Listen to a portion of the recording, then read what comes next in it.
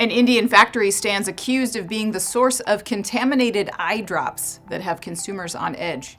The U.S. Food and Drug Administration recently released an alert claiming that more than 24 over-the-counter eye drop products posed potential risk to consumers. The FDA pointed to 26 products being sold at major retailers including Target, Rite Aid, and CVS, warning that it was possible these products were not, in fact, sterile.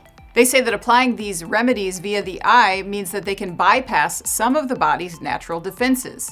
In this case, potential bacteria contamination, the FDA says, could lead to blindness in users. Several days after the alert was issued, more information on their source has been revealed. Bloomberg has reported that production of the eye drops has been linked back to a factory in Mumbai called Kilitch Healthcare India Ltd. Bloomberg News says it learned of a federal inspection at the facility that yielded some concerning finds.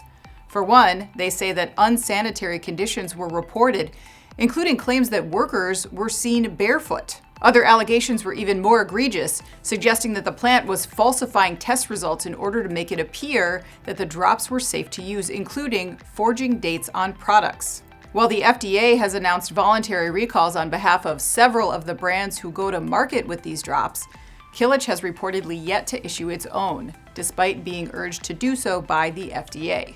According to the agency, it has not yet received reports of adverse effects, although it's clear consumers should be on high alert.